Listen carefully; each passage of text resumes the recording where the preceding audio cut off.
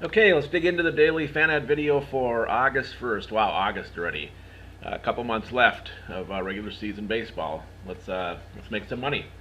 So let's assume these three games, these featured games here, are in a fantasy contest that you're going to join today. All the games are late games starting at 6 p.m. Central Time. First thing we want to do is go through and find a pitcher. Oh, by the way, before I get started here, I always want to mention that right below the video here, there's a red button where you can get the full FanAd for all the games on the card tonight. You can also, I think to the right of that red button, there's a spot where you can enter your email address, and we'll email you these three games that I featured plus one bonus game. And then if you're watching on YouTube, you can hover over the video. There's a white eye icon. If you click on that, it'll bring you to the page where you can get both of those. So let's go through and try to find our pitchers for the night for these three games, if these are in your contest. Now, it's pretty obvious. First of all, you want to start, as always, with the PR plus. That's the pitcher rating plus. It considers the matchups, the weather conditions, the umpire, along with all the static data that's in the static PR right next door to it. So blue is always good. Red is always worse than just the average. So we highlight those just to draw your eyes and draw your attention to them. We got some good pitchers going here. Obviously, Chris Sale. Nobody needs to tell you. I mean, you don't need the FanAd to tell you that Chris Sale is a stud. Okay, he's got a great PR plus, great recency, fantastic strikeout rating, and we know strikeouts are king. But the problem with him, as always, you're going to pay a fortune for him, and you're not going to have a lot of money for your sluggers. So you want to try to go somewhere else. You might need to play him defensively in one of your entries, but we're going to look elsewhere. The one that obviously pops out as well, if you just look at names, is Scherzer for Washington. Again, other than a couple games ago when he really stunk it up, he's good, and he's another stud of the league. 9.77 home strikeout rating. Again, he's going to be high priced.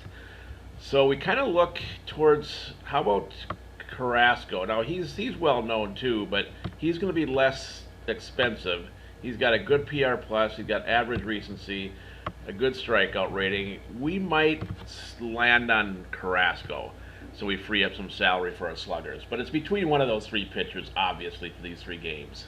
Now, again, if I go back to Washington, what I don't like about Scherzer, I don't like the fact that he stunk it up a couple of games ago, but I also don't like that he's got a bad bullpen backing him up. And what's important about that is once he leaves the game, even if he lasts for 6, 7, 8 innings, the bullpen comes in, and now all of a sudden you're at risk because the bullpen could stink it up and Miami could get some hits, maybe some home runs off of the bullpen.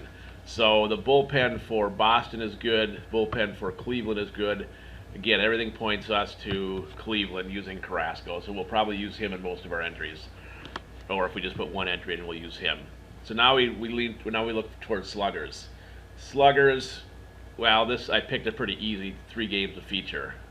You're obviously not going to take any sluggers from Cleveland or Boston. If these pitchers pitch lights out, the scoring's going to be low. Same with Washington. I wouldn't pick anyone from Miami because if Scherzer pitches a good game, there's not going to be much hitting or not much. Miami's not going to score much.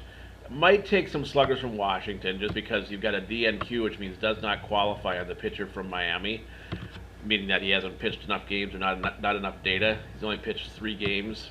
So we might take some sluggers from Washington. We also like the fact that the bullpen for Miami is bad. So even if Miami's pitcher goes out, you've got a bad bullpen. So Washington still could be hitting even after the starting pitcher leaves. Obviously, most of our sluggers are going to come from these two teams. Bad PR plus, awful recency for Ramirez, poor recency for Texas's Martinez, and probably going to take several sluggers from Seattle because we've got a bad bullpen here for Texas, meaning that once Ramirez does leave, the last 5 games aren't even considered in the PR plus because he was pitching relief. So there's definitely something up with him. We would take our sluggers are going to come from Seattle and Texas. Probably a lot from Seattle just because of the bullpen being poor for Texas. So we'll probably stick with Cleveland for a pitcher. A few sluggers maybe from Washington. A lot of sluggers from Seattle, a couple from Texas. We'll leave it at that. Again, I want as a reminder again, below this video there's a red button. You can get the full FanAd. There's a place where you can submit your email address and get these 3 games emailed to you with a bonus game. And then if you're on YouTube, just click the little white icon. That's the little eye icon. If you hover over the video, and you'll come to the page where you can get both of those. Good luck in your games, and we will be back at you tomorrow, which is Wednesday, the 2nd of August.